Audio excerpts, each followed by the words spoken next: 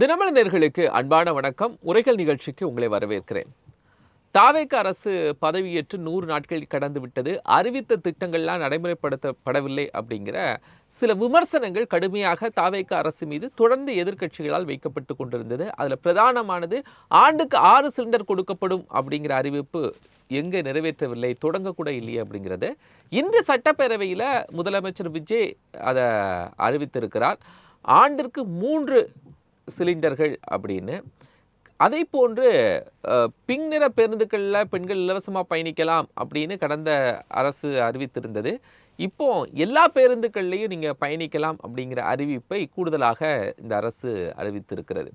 இது பெண்கள் சார்ந்து மிகப்பெரிய அறிவிப்புகளாக பார்க்கப்படுகிறது. இது எந்த அளவிற்கு விஜய்க்கு வெற்றியை கொடுக்கும், பெண்கள் காட்டில் மழையா அப்படிங்கிறது தான் நம்முடைய விவாதத்தை கொண்டு செல்கிறோம்.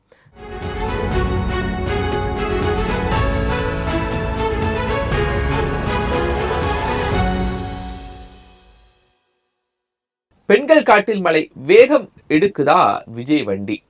2 கருத்துரையாளர்கள் நம்மோடு இணைகிறாங்க. மூத்த பத்திரிகையாளர் திரு KKR ஆதித்யன், பத்திரிகையாளர் திரு கோவிந்தராஜன், இருவரையும் வரவேற்றுக் கொள்கிறேன். முதல்ல ஆதித்யன் சார், எப்படி பார்க்கிறீங்க இந்த இன்னைக்கு முதலமைச்சருடைய அறிவிப்புகளை? அதாவது இந்த ஆட்சி பதவியேற்றிலிருந்தே அவங்க ஏற்கனவே தேர்தலில் சொன்ன வாக்குறுதிகளை நிறைவேற்றுவதற்கு ரொம்ப முயற்சி பண்ணுறாங்க. ஆனால் மாநில நிதி நெருக்கடி வந்து அவங்கள கொஞ்சம் தடுக்குது. ஏன்னா ஏற்கனவே நமக்கு தெரியும், கடந்த ஆட்சியில் உள்ள பட்ஜெட் பிரச்சனைகள், பொருளாதார பற்றாக்குறை அதிகரிப்பதனால இவங்க எதிர்பார்த்தபடி நிதியை வந்து அவங்க கொண்டு வர முடியல. அதனால் ஒரு 100% சொன்னாங்கன்னா அதில் ஒவ்வொருத்தருக்கும் 50%ஆவது நிறைவேற்றுறாங்க. ஏன்னா நம்ம போன தடவை பார்த்துக்கிட்டோம், பட்ஜெட்டே அறிவித்தாங்க பெண்களுக்கு இந்த இலவச ஆடு மாடு வழங்குறது, அது மாதிரி பல திட்டங்கள், பழைய திட்டங்கள்லாம் கொண்டு வந்து அறிவிச்சிட்டாங்க. இப்போ வந்து மெயினாக முக்கியமான திட்டங்கள் வந்து நம்ம இப்போ தாலிக்கு இந்த தாய்மாமன் சீர் ஒன்று அது அறிவிச்சிட்டாரு. அது எதிர்பார்த்தது. அப்புறம் இந்த 200 யூனிட் மின்சாரம், இந்த மாதிரிலாம் மக்கள் மத்தியில் ஒரு வரவேற்பட்ட திட்டம். இது அடுத்ததான் மெயின் 3 திட்டம். ஒன்று வந்து இன்னைக்கு அறிவித்ததில் அந்த இலவச சிலிண்டர் 6 சிலிண்டர்கள் ஒன்று, இன்னொன்று இந்த பஸ் பயணம் எல்லா பஸ்களிலும் பண்ணணும், இன்னொன்று 2500 ரூபா ஆனால் பொறுத்திருக்கிற மாதிரி சொல்லிட்டாங்க 2500. ஆனால் இப்போ இந்த 3 சில்லறைங்கிற, இப்போ 6 சில்லறைங்கிறத 3 சில்லறை ஆக்கி உடனே அறிவிச்சிருக்காரு. அக்டோபர்லேருந்து கொண்டு வரன்னு சொல்லி அறிவிச்சிருக்காரு. காரணம் என்னென்னா, இப்போ நம்ம ஏற்கனவே சொன்ன மாதிரி நம்ம அந்த கல்ஃப் வார், ஈரான் அமெரிக்கா வாரினால நமக்கு பொருளாதார எரிபொருள் தட்டுப்பாடு எல்லாம் வந்ததுனால டிலே ஆகிட்டுங்கிற மாதிரி சொல்கிறாங்க. ஏற்கனவே மத்திய அரசு பிரதமரின் இலவச எரிவாயு இணைப்பு திட்டம்னு ஒரு திட்டம் வச்சுருக்காங்க.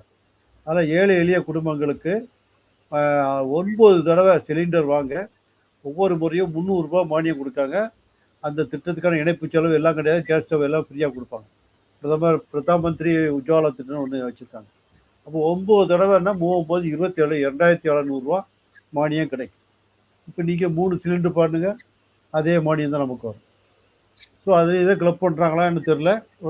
அதனுடைய கிளப், ஏன்னா பல மத்திய அரசு திட்டங்கள் மாநில அரசு வேறு அவங்க பேரில் வர்றதெல்லாம் வாடிக்கையாக இருக்குது. கடந்த ஆட்சியிலையும் இருந்திருக்கு, இந்த ஆட்சியிலையும் பண்ணிட்டு இருக்காங்க.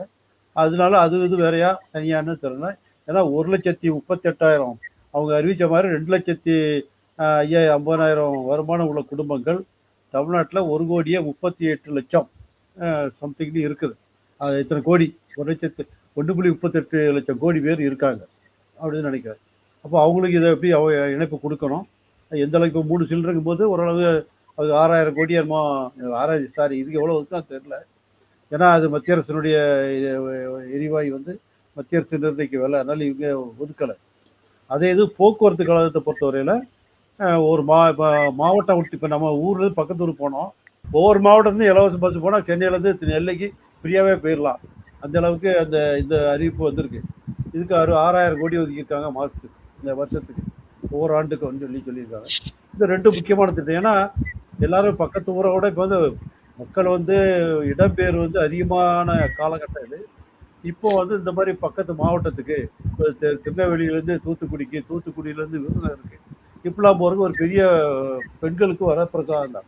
2 பேர் ஒரு குடும்பத்தில் போனால் ஒரு ஆள் டிக்கெட் தான் போதுங்கிறதுனால அதுக்கு கட்டாயம் வர பெண்கள் மத்தியில் வரவேற்பு. அப்புறம் அதனால் பேரையை மாற்றிட்டாங்க.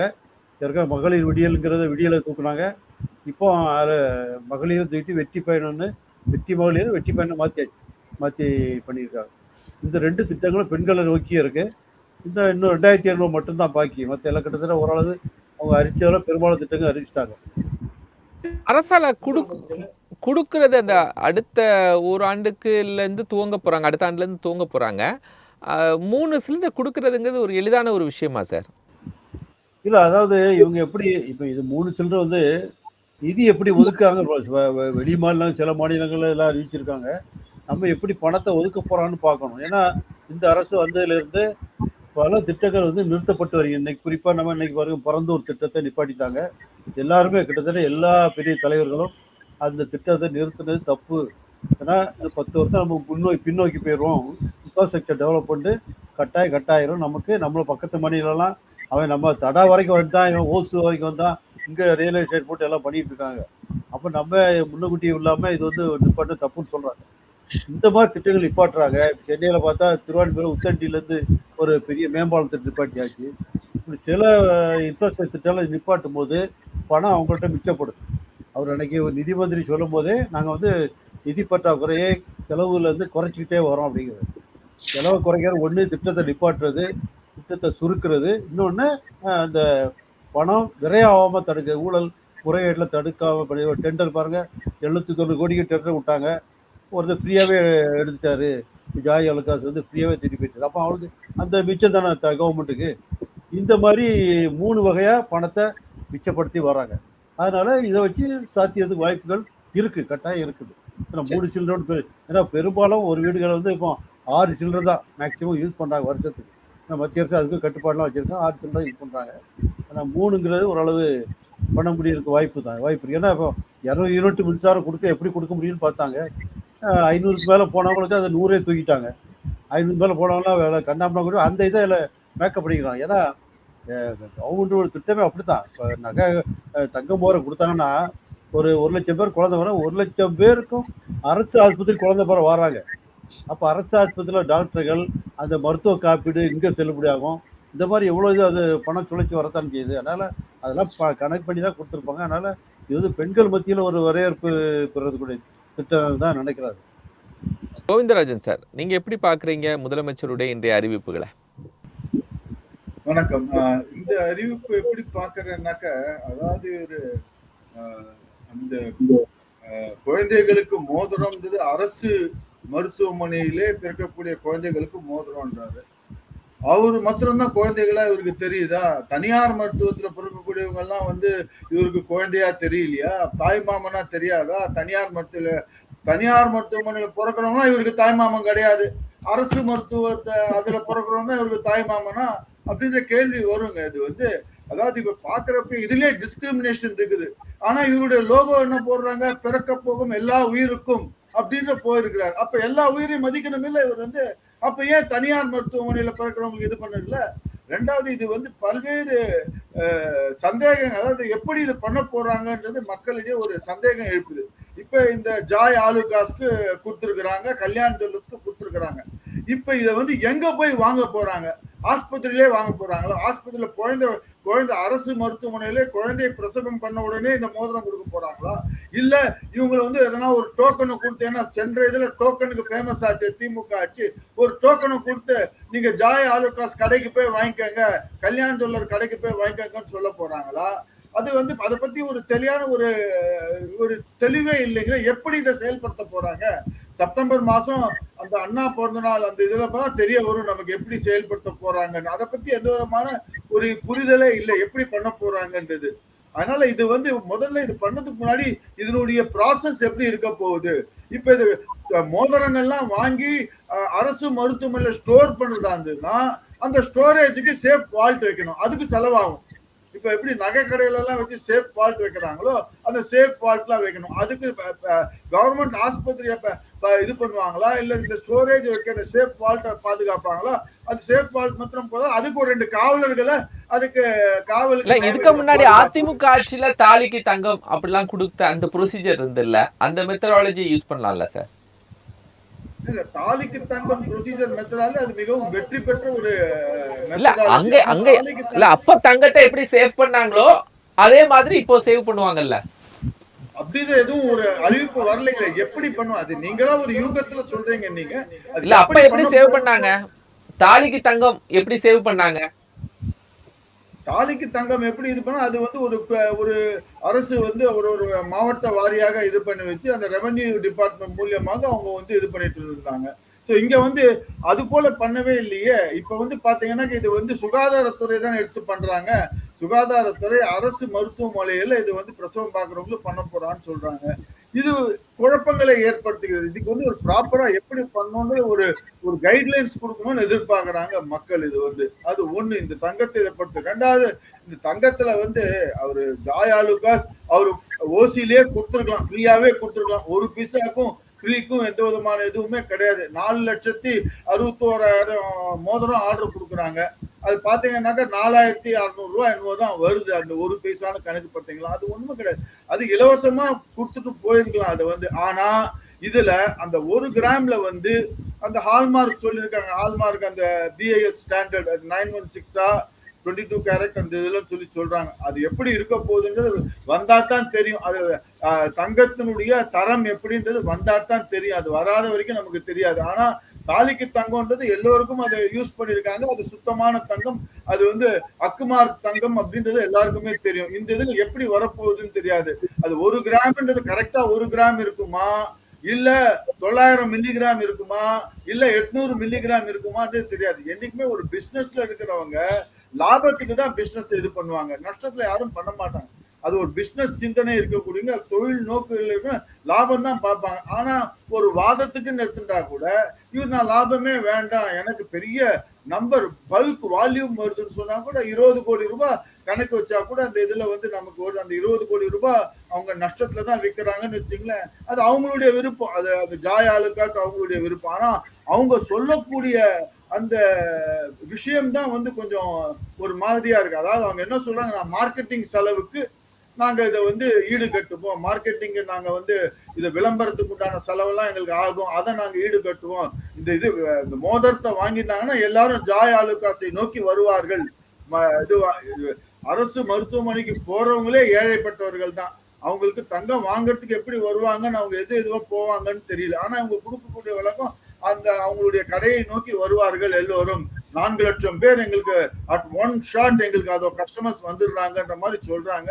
இதெல்லாம் பல்வேறு இதெல்லாம் அது ஒரு நடைமுறைப்படுத்தி இது வந்து அட்லீஸ்ட் ஒரு 3 மாசத்துக்கு அந்த இனிஷியல் டீச்சனிங் இன்ஸ்டிடியூட்லாம் இருந்து வெற்றிகரமாக நடைபெற்றது என்றால் மகிழ்ச்சி தான், எல்லோரும் வரவேற்பார்கள். ஆனால் பல்வேறு குழப்பங்கள் தான் இப்போதைக்கு இருக்கிறது. எப்படி அதை நடைமுறை சாத்தியமா பண்ணுவாங்கன்னு பார்த்து இது பண்ணும். அதே போல சிலிண்டரும் இது வந்து எப்படி இது பண்ணுவாங்கன்றது தெரியாது. சிலிண்டர் இதுல வந்து ஆல்ரெடி இப்ப ஈரான் வார் நடக்குது. இப்ப தற்காலிகமா அதை வந்து சிலிண்டர் நமக்கு அந்த இது கிடைச்சிருக்கு. அடுத்து மேற்கொண்டு இந்த வார் வந்து இன்னும் பெருசா இது ஆச்சுன்னு வச்சுக்கோங்களேன். அந்த வார் வந்து அப்ப மீண்டும் அந்த ஹார்மஸ் அந்த அந்த பாதை முடக்கப்பட்டுச்சுன்னா மீண்டும் வந்து இப்ப என்ன சொல்றாங்க, இப்ப பொருளாதார நிபுணர்கள்லாம் இந்த போரானது தற்போது அது வந்து நிற்கவில்லை, இன்னும் அது தொடரும் அப்படின்ட்டாங்கனாக்க இதுவும் இன்னும் வந்து ஒரு அறிவிப்போட நிற்கும் தான் நான் பாக்குறேன். ஏன்னா இது அறிவிப்பு தான் வச்சு இது பண்ணிருக்காரு. அதை வந்து அதுக்கப்புறம் செயல்படுத்துறது அந்த சமயத்துல போர் வந்துருச்சு, எங்களால எதுவும் பண்ண முடியலன்னு ஒரு சாக்கு போக்கு சொல்லி அதை வந்து அப்படியே இது பண்றதுக்கு வாய்ப்பு இருக்கிறதா தான் நான் பாக்குறேன் சார். ஐ திங்க் சார் இது ஒரு சாக்கு போக்கான விஷயம்னு கோவிந்தராஜன் சொல்றாங்க. அப்படிலாம் செஞ்சிட முடியுமா சார்? இவ்வளோ கவர்மெண்ட் வந்து அஃபிஷியலாக அறிவிச்ச பிறகு நம்ம அதை விடுவாங்களான்னு சொல்ல முடியாது. ஏன்னா அவங்க எப்படி நடத்தி தான் ஆகணும். குறைஞ்ச அதாவது சொன்னால் அதுதான் அவங்க அந்த ஸ்லாப் போடுறாங்களா 2.5 லட்சம் சொல்லி 2.5 லட்சங்கிறதுக்கு வருமான வரி சான்றிதழ் கேட்பாங்க. வருமான வரி சான்றிதழ் நம்ம எப்படிலாம் வாங்கணும் நமக்கு தெரியும். விஓவை பார்க்கணும், அவர்கிட்ட லெட்டர் வாங்கணும், அப்ளை பண்ணணும், கொடுத்து அதுக்கு நம்ம அப்ளை பண்ணணும். இந்த மாதிரி ஒரு நடைமுறை சிக்கல்கள் நமக்கு பொதுமக்களுக்கு இருக்குது. சாதாரணமாக பழைய மாதிரி இருக்கலாம் கிடையாது. போன ஆட்சியில் தெரியவங்களுக்கு எல்லாம் அதாவது விஓக்களுக்கு ஒரு வார காலம் தான் கெடு கொடுக்காங்க.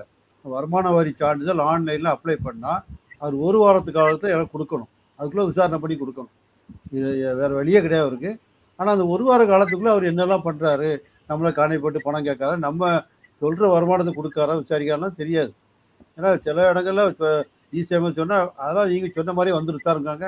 சில சமயம் வந்துடுது, சிலது வராது. ஆனால் அதெல்லாம் கண்டிப்பாக பார்ப்பாங்க. முன்னால் மாதிரி கிடையாது. இப்போ வந்து கேஒய்சி எல்லாத்துக்கும் இப்போ நீங்கள் எல்லா சில்லற கம்பெனியுமே எல்லாம் கேஒய்சி கேட்டுட்ருக்காங்க. 2 வருஷம் கழிச்சோட திருப்பி கேஒய்சி கேட்டு கொடுத்தாதான் சில்லறை கொடுக்காங்க. 38 லட்சம் சில்லறை என்னமோ ரத்துன்னு சொன்னாங்க இந்த தமிழ்நாட்டு நம்ம ஈகே வச்சு கொடுக்கறதுனால.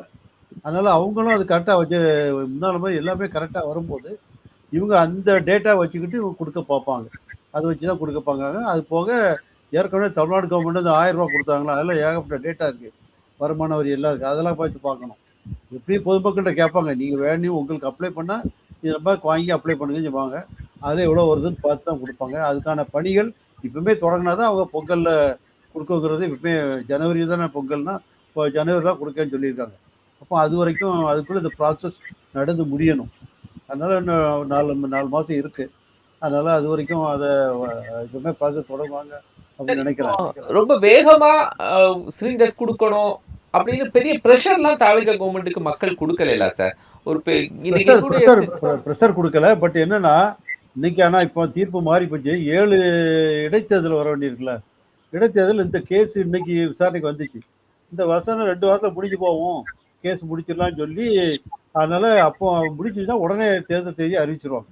அதன் ஒரு விளைவு தான் டக்குன்னு அறிவிச்சதுன்னு காரணம் சொல்றாங்க. ஆனா இன்னைக்கு என்ன செஞ்சா கோர்ட்ல, இங்க உயர்நீதிமன்றத்தில் தேர்தல் கமிஷன் வந்து வழக்குகளாக முடிய வரைக்கும் தேர்தல் தேதி அறிவிக்க மாட்டேன்னு சொல்லிட்டாங்க. ஆனால் அதை தமிழக அரசு வந்து எதிர்த்துருக்கு. இந்த மாதிரி நிப்பாட்டக்கூடாது, உடனே அறிவிங்கன்னு சொல்லி வற்புறுத்தி இருக்கு. ஆனால் இவங்க முடியாட்டாங்க. இன்னைக்கு புதுசாக ஒரு கேஸ் போயிருக்கு, குளத்தூர்ல சரியில்லை சொல்லி ஓட்டு எண்ணிக்கை சரியில்லைன்னு ஸ்டாலின் கேஸ் போட்டிருக்காரு. ஒவ்வொரு கேஸாக வருது. அப்போ அந்த இடைத்தேர்தலுக்கு வந்து இப்போதைக்கு வர்றதுக்கு தேர்தல் ஆணையம் சாதகமாக இல்லை உடனே வர்றதுக்கு. ஆனால் இவங்க வந்தூர் நினைச்சு தான் இன்னைக்கு 2 அறிவிச்சிட்டாங்க, திட்டங்களை அறிவிச்சிட்டாங்கன்னு நினைக்கிறேன். அதனால தான் கோர்ட்லேயே வாதாடி இருக்காங்க, சீக்கிரம் அறிவிக்கணும், 7 தேர்தலும் பண்ணணும்னு சொல்லுங்க. ஏன்னா அன்னைக்கு விஜய் பேசும்போது கூட, எதிர்கட்சி பேசும்போது கொஞ்சம் இடைத்தேர்தலையா கொஞ்சம் பேர் நல்லது நடக்கட்டும் நினைக்கன்னு ஒரு வார்த்தை விட்டார் தெரியுமில்ல, அதுக்காக தான். அதனால அவரு அந்த தேர்தலை மனதில் கொண்டு தான் இந்த திட்டங்களை அறிவிச்சிருப்பான்னு நினைக்கிறவங்க. அது ப்ரெஷர் தான், வேற ஒன்றும் இல்லை. இல்ல அது இப்போ விஜயங்கிறவருக்கு இந்த திட்டங்களை அறிவிக்கலைன்னா வெற்றி பெற முடியாது அப்படிங்கிற ஒரு சூழல் இருக்கா சார்? அப்படி கிடையாது. அப்படி அப்பயே இவ்வளவு வேகமா அறிவிக்க. ஆமா, அப்படி போறது அப்படி அந்த மாதிரி. ஏன்னா மக்கள் மத்தியில, பெண்கள் மத்தியில உள்ள கருத்து என்னன்னா, இப்போ ஆட்சிக்கு வந்த கொஞ்ச நாளைக்கு அப்படிதான் இருக்கும். ஏன்னா விஜய் எது பண்ணாலும் பிரச்சனை இல்லை, ஒரு நடிகை ஒரு பிரச்சனை கூட வந்தா திமுக அனுப்பி விட்டு சதி பண்றான், இப்படிதான் மக்கள் கிட்ட ஒரு கருத்தோட்டம் பரவுது. இவரு மேல தப்பு இல்லை, அவர் நல்லதான் பண்றாரு, மற்றவங்க தான் கெடுக்கிறாங்க, இந்த மாதிரி வந்து ஒரு ஆரம்ப கட்டணனால அப்படி இருக்கு. இது ஏன்னா எதிர்கட்சிகள் வந்து அந்த அளவுக்கு அவங்க தேர்தல் தோல்வியிலிருந்து மீண்டு வரல. இப்பதான் திமுக எல்லாம் கட்சி அமைப்பு அதெல்லாம் மாத்துறாங்க. ஏடிஎம்கே மீள்ற முடியாத நிலைமைக்கு போற மாதிரி இருக்கு. அவங்க இன்னும் பிரச்சனை சந்திட்டு இருக்காங்க. அதனால இவர் வந்து மக்கள் ஆதரவு வந்து தொடர்ந்து இந்த கிரிட்டிசைஸை நம்புற அளவுக்கு மக்கள் மனநிலை இன்னும் மாறல. பெண்கள், குறிப்பா பெண்கள் மத்தியில இன்னும் காலம் பிடிக்க வந்து கொஞ்ச நாள் ஆகும். அதனால அவரு அந்த மாதிரி பிரச்சனை இந்த முடிவை இப்போதே எடுத்திருப்பாரு. எந்த நெருக்கடியும் மக்கள் கொடுக்காத போது விஜய் இந்த திட்டத்தை நான் துவங்கணும் அப்படிங்கிற ஒரு இனிஷியேட்டிவா செய்திருக்கிறார். அவர் எப்படி ஒரு கண் துடைப்புக்காக செய்யறாரு அப்படின்னு நீங்க விமர்சனத்தை வைக்கிறீங்க? எந்த பிரஷருமே மக்கள் தரப்புல இருந்து இல்லையே. அதாவது எந்த பிரஷரும் இல்ல. மக்கள் எதிர்பார்க்கறதுலாம் 2500 ரூபாய் தான் முதல்ல எதிர்பார்க்கறாங்க. எப்படி சென்ற ஆட்சியில அந்த மகளிர் உரிமை தொகை, அதாவது என்னைக்குமே பெண்கள் வந்து கையில பைசா பார்க்கணும்னு எதிர்பார்க்கறாங்க. அதுதான் பெண்கள் எதிர்பார்க்கறாங்க. கையில ரொக்கம், துட்டு, மணி இதுதான் எதிர்பார்க்கறாங்க. அந்த இது இப்ப ஏமாற்றமா இருக்குது பெண்களுக்கு. நீங்க இது மோதிரம் கொடுங்க, இந்த கேஸ் சிலிண்டர் கொடுங்க, அது ஆனாலும் கையில எனக்கு பைசா எப்ப வரும் அதை எதிர்பார்க்கறாங்க. அதை தான் முதல் அறிவிப்பா எதிர்பார்த்துட்டு இருந்தாங்க. அது ஏமாற்றம். அதுல இருந்து எப்படி நம்ம வந்து பெண்களை திசை திருப்புவது, அந்த இதுல 2500 ரூபாய் நம்ம எப்படி இவங்கள்ட்ட இது பண்ணணும் அப்படின்ற ஒரு திசை திருப்பத்துக்கோசம் நான் சிலிண்டர் கொடுக்குறேன், பெண்களுக்கு பயணம் கொடுக்குறேன் அப்படின்ற மாதிரி பண்ணிட்டு இருக்கிறாங்க.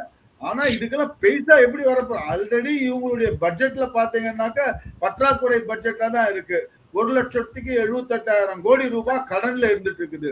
மேலும் இந்த திட்டத்தை செயல்படுத்தணும்னா இப்ப மோதிரத்துக்கு 750 கோடி ஒரு வருஷத்துக்கு ஆகுது. தாலிக்கு தங்கம்னு எடுத்து அந்த இப்ப இருக்கக்கூடிய தாய்மாமா அந்த அண்ணன் சீருன்னு போட்டீங்கன்னாக்கா அது வந்து ஏறத்தாழ ஒரு 800 கோடி ரூபாய் ஆகுது. அது வந்து வருஷத்துக்கு இதே போல பல்வேறு அறிவிப்புகளை அடிச்சு விட்டுருக்காங்க. இப்ப இதெல்லாம் பாத்தீங்கன்னா சாத்தியம் பண்றதால இந்த கடன்றது பாத்தீங்கன்னா ஆல்ரெடி இப்ப இந்த 3 மாதத்துல இந்த 100 நாட்கள்ல பாத்தீங்கன்னா 21,000 ரூபாய் கடன் வாங்கியிருக்கிறாங்க. இது மேற்கொண்டு கடனை தான் வாங்குவாங்க. இவங்க கடனை வாங்கி இவங்க எதை செயல்படுத்துவாங்க, அதுல இருந்து திசை திருப்பத்தான். நான் இதை பாருங்க, அரசு ஆல்ரெடி கடன்ல இருக்குது அப்படின்னு சொல்லிட்டு, நான் இந்த கடன்லயும் நான் உங்களுக்கு மோதிரம் கொடுத்துருக்கிறேன், மாமா இந்த அண்ணன் சீர் கொடுக்குறேன், இந்த இதையும் கொடுக்குறேன், 2,500 ரூபாய் என்னால கொடுக்க முடியாது. நீங்க கால்குலேட் பண்ணி பார்த்தீங்கன்னா எது பெருசு?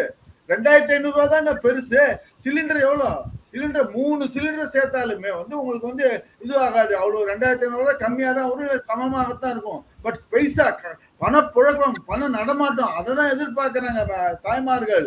இப்ப 1000 ரூபாய் போட்டிருந்தது, இப்ப சென்ற மாதம் வந்துச்சான்னு தெரியல. 1000 ரூபாய் திருப்பி கண்டினியூ ஆகுதான்னு தெரியல. அது பல்வேறு இடங்கள்ல கண்டினியூ ஆகுதுன்ற மாதிரி சொல்லிட்டு இது பண்ண 15ஆம் தேதி அது 1000 ரூபாய் போடுறா இது பண்ணிருக்காங்க. ஆனா இவங்க கொடுத்த வாக்குறுதி 2,500 ரூபாய். அதை தான் எதிர்பார்க்கிறாங்க தாய்மார்கள்லாம். அந்த 2,500 ரூபாய் எப்ப வரும் அப்படின்றதான் எதிர்பார்க்கிறாங்க. நீங்க இந்த சீர்கீரெல்லாம் அதெல்லாம் எதுவே பார்க்கல. அது ஏமாற்றம் தான் பெண்களுக்கு. இன்னைக்கு கூட எங்கிட்ட வர புகார், 2,500 ரூபாய் நம்பி வரும் தான் நாங்க ஓட்டு போட்டோம் அப்படின்ற மாதிரி தாய்மார்கள் சொல்றாங்க. ஆனா அந்த போட்ட மக்களுக்கு எதுவுமே பண்ணலையே விஜய் அவரு அப்படின்ற மாதிரி தான் இது பண்ணிருக்கிறாங்க. ஆனா இது விஜய் அழுத்தம் இல்லைனாலும் கடன் இது பண்றாங்க. கடன் வாங்குறது குறையுது அப்படிங்கறதுல மக்கள் மகிழ்ச்சியா இல்லையா? கண்டிப்பா சார், கடன் வாங்குறது குறையுதா? எங்க குறையுதுங்க? ஏறிட்டு தான் போகுதுங்க கடன். இப்ப கடன் சென்ற ஆட்சிக்கும் இந்த ஆட்சிக்கும் பாத்தீங்கன்னா எதிர்க்க, அதாவது அதிமுக பொதுச் செயலாளர் எடப்பாடி பழனிசாமி அவர் சொல்லிக்கிற மாதிரி 5 ஆண்டுகள் இப்படியே கடன் வாங்கிட்டு தான் தோணுச்சுன்னா, இப்ப வாங்கியிருக்கிற கடனுக்கு இந்த அரசே 5 லட்சம் கோடிக்கு மேல 5 லட்சம் கோடி கடன் வாங்க சூழ்நிலை ஏற்படும் எடப்பாடி பழனிசாமி சொல்லியிருக்கிறாரு. இப்ப இருக்கக்கூடிய கடன் அப்படியே மீண்டும் அதிகம் தான் ஆகுது. இந்த 10 லட்சம் கோடி இப்ப 11,78,000 கோடி கடன் இருக்குதுன்ற மாதிரி அவங்களுடைய அறிக்கையில தேர்தல், அதாவது அவங்களுடைய ஒயிட் பேப்பர். அரசு மருத்துவமனையில பிறக்கிற குழந்தைகள் அப்படின்னு சொல்லும் போது அரசு மருத்துவமனைகளுக்கு வரக்கூடிய நபர்களுடைய எண்ணிக்கை அதிகமாகும். அப்ப அரசு மருத்துவமனைகளுக்கான வருமானம், காப்பீடு மூலமா வருமானம் அதிகமாகும். அது இன்ஃப்ராஸ்ட்ரக்சரை டெவலப் பண்ணலாம். இப்படிங்கிற இன்னொரு ஃபேஸ் இருக்குன்னு சொல்றாரு ஆதித்யன். கண்டிப்பாங்க. அதாவது நான் ஒரே இன்னைக்கு அரசு மருத்துவமனையில மருத்துவர்கள் பற்றாக்குறை இருக்கிறது. அதற்கு என்ன நடவடிக்கை எடுக்கிறார்கள்? பிரசவம் பார்க்க போனா டாக்டர் இருக்கணுங்க, வைத்தியம் பார்க்கறதுக்கு டாக்டர் இருக்கிறாங்களா? மருத்துவமனையில இன்னைக்கு டாக்டர்கள், மருத்துவர்கள் பற்றாக்குறை, செவிலியர்கள் பற்றாக்குறை. அவங்களுடைய டிமாண்ட்ஸ் எல்லாம் இவங்க நிறைவேற்றவே இல்லை. செவிலியர்கள் பல்வேறு கோரிக்கைகள் வைத்திருக்கிறார்கள், மருத்துவர்கள் பல்வேறு கோரிக்கைகள் வைத்திருக்கிறார்கள். மருத்துவர்கள் பற்றாக்குறையா இருக்கிறது. இங்க இருந்து பிரசவத்துக்கு போய் இது பண்ணப்ப அந்த ஆஸ்பத்திரியில, கவர்மெண்ட் ஆஸ்பத்திரியில யாரும் இல்லைன்னா வேற வழி என்ன பண்ணுவாங்க? அதாவது லாஸ்ட் மினிட்ல போயிட்டு அந்த கோல்டன் அவர் சொல்லக்கூடிய ஆஸ்பத்திரியில போய் ஆள் இல்லைன்னா தனியாருக்கு தான் போவாங்க. அதை முதல்ல ரெடி பண்ணாங்க. இந்த எல்லா அரசு மருத்துவமனையிலும் முதல்ல அந்த கட்டமைப்பை, மருத்துவர்களை நியமிக்கணும். அதுதான் முதல்ல போக்கஸ் பண்ணணும். அதை விட்டுட்டு வாழை பிடிக்கிற கதையா? நான் எல்லா அரசு மருத்துவமனையில் நான் இது போல இதை கொடுக்குறேன்னு சொன்னா எப்படி இது இதுவாகும்? மக்களை இது ஏமாற்றி ஒரு நரேட்டிவ் செட் பண்ணி ஒரு இது பண்றதுதான். திமுகவும் தாவேகவும் ஒன்று. இதுல இருந்து திமுகவும் மக்களை ஏமாற்றுகிறார்கள், தாவேகவும் மக்களை ஏமாற்றுகிறார்கள், திமுக பெண்களை ஏமாற்றுகிறார்கள். ஏன்னா எல்லாருக்கும் உரிமை தொகைன்னு சொல்லுவாங்க, அப்புறம் இது தகுதி வாய்ந்தவர்களுக்குன்னாங்க. இவங்களும் அதே போல மக்கள் 2,500 ரூபான்னு சொல்லி சொன்னாங்க, இப்ப அது கொடுக்கலன்றாங்க. இவங்களும் ஏமாத்துறாங்க. ஆக கொடுக்க மாட்டேன்னு சொல்லல சார். தாவேக்காவும் ஒண்ணு இல்ல, படிப்படியாக கொடுக்கறேன் அப்படின்னு தானே தாவேக்காவுடைய அறிவிப்புகள் இருக்கு. எதையும் எங்களால் கொடுக்க முடியாது அப்படின்னு சொல்லலையே. ஏங்க இப்ப எனக்கு பசி எடுக்குதுங்க. எனக்கு இப்ப பசி எடுக்கிறப்ப எனக்கு உடனே சாப்பாடு வேணுங்க, சோறு வேணுங்க. எனக்கு பசி எடுக்கிறப்ப நான் இப்ப சோறு கொடுக்க மாட்டேன், நான் தண்ணியை தான் கொடுப்பேன். தண்ணியை குடிச்சிட்டு நீ பசியை ஆத்துனா எப்படிங்க இது முடியும்? அது போலதான் இருக்குது. பெண்கள்லாம் இன்னைக்கு அவ்வளவு இதுவரை இருந்துட்டு இருக்கிறாங்க. எனக்கு கொடுத்த வாக்குறுதியை நீங்க படிப்படியா அப்படின்ற மாதிரி வாக்குறுதியில சொல்லல. அவங்க படிப்படியா கொடுக்குறன்ற மாதிரி சொல்லல. 2,500 ரூபாய் பெண்களுக்கு கொடுக்கப்படும் சொல்லியிருக்கிறாங்க. அது படிப்படியா கொடுக்கப்படும் சொல்லல. அவங்க அப்படி எதுவும் பெண்கள் தனிப்பட்ட முறையில வேகமாகல அப்படின்னு சொல்றாங்களே. தனிப்பட்ட முறையில பெண்கள்கிட்ட அதிருப்தி இல்ல, கொடுப்பாங்க அப்படிங்கிற நம்பிக்கை. அது வரைக்கும் நம்ம கடந்த ஆட்சியில தொடர்ந்து 1000 ரூபாயாவது கொடுத்துட்டு இருக்காங்களே, அந்த திட்டத்தை நிறுத்தவில்லையே அப்படின்னு இருக்குல்ல. கரெக்டுங்க. அந்த 1000 அதுதான் சொல்றேன். அப்ப நான் திமுகவுக்கு ஓட்டு போட்டிருப்பேனே. திமுக ரூ. 1000 குடுத்துட்டு இருந்தாங்கல்ல. அதுக்கு அப்ப திமுக தானே அவங்க இந்த திட்டத்தை அப்ப திமுக இது பண்ணதுக்கு உங்களுக்கே நான் ஓட்டு போட்டேன். அப்ப நீங்க வெறும் 2000 1000க்கும் 2500க்கும் தான் மக்கள் ஓட்டு போட்டாங்களா? நிச்சயமாக அதுக்கு தாங்க ஓட்டு போட்டாங்க. சார் இது தப்பு 2500 இல்ல. தான் ஓட்டு போட்டாங்க. இல்ல இது தப்பு இல்ல. இது நீங்க எப்படி அவ்வளவு சாதாரணமா ஓட்டு போட்ட எல்லாருமே 2500 ரூபாய்க்கு தான் ஓட்டு போட்டாங்கன்னு சொல்றீங்க? ஆமாங்க. அதுதாங்க நிதர்சனம். இல்ல அதை எப்படி சார் சொல்றீங்க? ஓட்டு போட்ட ஒவ்வொருத்தரும் எனக்கு 2500 ரூபாய் கிடைக்கும் தான் ஓட்டு போட்டாங்கன்னு எல்லா பெண்களையும் நீங்க எப்படி சொல்றீங்க? நீங்க எல்லாரும் இந்த வாக்குறுதியை நம்பித்தாருங்க ஓட்டு போட்டுக்கிறாங்க. இதுதான் அவங்களுடைய இதுவா இருக்கு. அதை நம்பித்தான் ஏன்னா சமூக இல்ல சார் அப்படி எத்தனை பேரு இல்ல கோவிந்தராஜன் சார் அப்படி எத்தனை பேர் சொன்னாங்க? அப்படி எத்தனை பேர் சொல்லி இருக்காங்க இது வரைக்கும் தமிழ்நாட்டுல டேட்டால நீங்க தேர்தலுக்கு அப்புறம் நாங்க 2500 ரூபாய்க்காக தான் ஓட்டு போட்டேன்னு எந்த சென்சஸ் சொல்லுது? எங்க சென்சஸ் தான் சொல்றதுக்கு நீங்க அப்படி ஏதாவது சமூக வலைதளங்க போய் பாருங்க. 10 பேர் 20 பேர் டெய்லி அதாவது சமூக வலைதளங்கள்ல நான் பாக்குற வரைக்கும் 100 ஓகே அப்படி ஆதித்யன் சார் நன்றி நன்றி நன்றி நன்றி இல்ல நான் கேக்குறேன் ஒரே நிமிஷம் ஆதித்யன் சார் உண்மையாவே 2500 ரூபாய்க்காக தான் விஜய்க்கு ஓட்டு போட்டாங்களா? இல்லை, விஜயினுடைய பாப்புலாரிட்டி தான் முதல் காரணம். அவர் உச்ச நடிகர், சூப்பர் ஸ்டார் வந்து அந்த பாப்புலாரிட்டி இல்லாட்டா ஒரு கட்சிக்கு அமைப்பு ரீதியாக எதுவுமே இல்லாத ஒரு கட்சிக்கு வந்து நேரடியாக வந்து மக்கள் வந்து ஓட்டு போட்டாங்கன்னா அவருடைய தனிப்பட்ட பாப்புலாரிட்டி தான் நம்பர் 1. ரெண்டாவது வாக்குறுதிகள் அது ஒரு காரணம் இருக்கலாம் ஒழிய, ஏன்னா அவங்க வாக்குறுதியை பல இடங்களை சென்று அடையவில்லை. அதிமுக வாக்குறுதி கொடுத்தாங்களே, அதான் வாக்குறுதிகள் வந்து விஜய் கொடுத்த வாக்குறுதி பல இடங்களை சென்று அடையல. ஏன்னா தெரியாது விஜய்க்கு ஓட்டு போடுறோம், விசிலுக்கு ஓட்டு போடுறோம், இதான் கணக்கு எல்லாருமே. அதனால அது ஒரு இதான் மேஜர் பார்ட்டு. வாக்குறுதிங்கிறது எல்லாரும் கொடுத்தாங்க. ஒவ்வொரு வாக்குறுதி இப்போ திமுக கூட 2000 ரூபா கொடுக்குன்னு சொன்னாங்க. அவங்க யாருன்னா கொடுத்து காமிச்சவங்க 1000 ரூபா கொடுத்து 2000 கொடுத்தாங்க. அது ஒரு பார்ட்டு. ஆனால் மெஜாரிட்டி வந்து அவருடைய புதுசாக ஒரு மாற்றம், புதுசாக ஒரு நடிகர் வந்து ஊழல் எதிர்கொண்டு பிரச்சனை வர்றாரு, திமுக 60 வருஷம் பார்த்துட்டோமே, அது ஒரு மாற்றம் வரட்டும், அந்த ஒரு எண்ணத்துல தான் அவருக்கு வந்து ஓட்டு விழுந்துட்டோடைய வாக்குறுதி மட்டும். நான் இதுல மறுக்கிறேன் சார். அதாவது ஆதித்யன் சார் சொல்றது அப்படி சொல்லியிருந்தாருன்னா முழு தனிப்பெரும்பான்மையோட வந்திருப்பாங்க விஜய் வந்து. அவர் தனிப்பெரும்பான்மை கிடையாது, இப்ப மைனாரிட்டி. ஏன்னா இவருக்கு நம்ம வந்து இவர் வாக்குறுதிகளை கொடுக்கிறாரான்னு மக்களே ஒரு பரிச்சை வச்சிருக்காங்க. அப்படி அவர் மீது தனிப்பட்ட செல்வாக்கு விஜய், நான் ஏற்றுக்கிறேன், விஜய்க்குன்னு ஒரு செல்வாக்கு இருக்கிறது. அப்படி அது மாத்திரமே காரணம் கிடையாது. அப்படி இருந்துச்சுன்னா தனிப்பட்ட பெரும்பான்மையா வந்திருப்பாங்களே, இப்ப மைனாரிட்டியா எல்லாம் வந்திருக்காங்க. அப்படின்றப்ப மக்கள் வந்து அவருக்கு ஒரு ஆசிட் டெஸ்ட் வச்சிருக்காங்க. அவர் கொடுத்த வாக்குறுதிகள்லாம் நிறைவேற்றுறாங்களா இல்லையான்னு பார்ப்போம் அப்படின்ற மாதிரி ஒரு ஆசிட் டெஸ்ட் வச்சிருக்காங்க. அது அப்படி மக்கள் முழுக்க விஜய் தான் அப்படின்னு நினைச்சுதான் முழு மெஜாரிட்டி வந்திருக்கணுமே. முழு மெஜாரிட்டி வரல. இப்ப பாத்தீங்கன்னாக்க ஏறத்தாழ எதிர்கட்சிகள் தான் மெஜாரிட்டியில இருந்துட்டு இருக்கிறாங்க. விஜய்க்கு 108 இருக்குது. அவருடைய கட்சி அமைப்பு முறை இல்லாத அது ஒரு காரணம், மெஜாரிட்டி வராது இருக்கு. அதான் ஒரு காரணம், அது ஒரு காரணம். இல்ல கட்சி அமைப்பு முறை அப்படிங்கறத தாண்டி இப்போ இதெல்லாம் கொடுக்கல அப்படின்னா விஜய்க்கு ஒரு கிடைக்கும் அப்படிங்கிறது இருக்கும். நீங்க சொன்ன மாதிரி அவர் என்னெல்லாம் அறிவிப்பு கொடுத்துருக்காரு அப்படிங்கிறத யாரும் பெருசா பார்த்துருக்க மாட்டாங்க அப்படிங்கிறது தான் முதல் பார்வையாக இருந்துச்சு. இப்பவும் 2500 இப்போ 6 சிலிண்டர், விவசாய கடன், இதை தாண்டி எத்தனை அறிவிப்புகளை விஜய் கொடுத்துருக்காரு அப்படின்னு ஒரு கேள்வியை முன் வச்சா யாருக்குமே தெரியாது. ஏன்னா அதை பொலிட்டிக்கலா அது டிபேட்டே ஆகல. அவருக்கு விஜயை பொறுத்தவரையில அவரு அறிவிப்புகள் கொடுத்தா கூட ஆரம்பத்திலேருந்து அவர் வந்து சில அறிவிப்புகள் தொடர்ந்து நிறைவேற்றி வர. ஏன்னா திமுக ஆட்சி கொடுத்த பிறகு 2 வருஷம் கழிச்சு தான் அவங்க வந்து 1000 ரூபா கொடுத்தாங்க. இவர் அப்படி இல்லை, பெரும்பாலான இதை வந்து முழுமையாக நிறைவேற்றாத விட பாதியாக கொஞ்சம் கொஞ்சமாக கொண்டு வந்துருக்காரு. ஆனால் மக்கள் மத்தியில் இந்த அறிவிப்புகளை விட அவர் ஊழல் ஒழிப்புங்கிற ஒரு இதை முனைப்பை காட்டுறாருல, அதுதான் மக்கள் மத்தியில் வரவேற்கு. ஊழல் ஒழிப்புல அதாவது ஒரு சின்ன இது குறுக்கீடு. ஊழல் ஒழிப்புன்னு சொல்ற அதுவும் நரேட்டிவ் தான். எப்படின்னு சொல்ல வரேன், அந்த லஞ்ச ஒழிப்பு துறைக்கு ஒரு இயக்குனரே இது வரைக்கும் போடலைங்க. அந்த இயக்குனரே இல்லாத ஏற்கனவே அருண்ன்றவரை இயக்குனரா போட்டாங்க. அப்புறம் அவரை மாற்றி இது வரைக்கும் ஒரே நிமிஷம் நிமிடம் வரை இயக்குனர் இருக்காங்களா? ஒரு இயக்குனரே இல்ல, அது எப்படி லஞ்ச ஒழிப்பு செய்ய முடியும்? பேச விடுங்க கோவிந்தராஜன் சார். அதாவது அதுக்கு வந்து இயக்குனர் இன்னொரு ஆபீசர் இன்சார்ஜா போட்டிருக்காங்க, பவானீஸ்வரன் போட்டிருக்காங்க. அதுவே மாதம் மாதம் அப்பப்போ இப்போ தமிழ்நாட்டில் டெய்லி லஞ்ச ஒழிப்பில் கைதாக செய்தி வராத நாளே கிடையாது. இப்போ அதனால தொடர்ந்து முயற்சி பண்ணுறாங்க.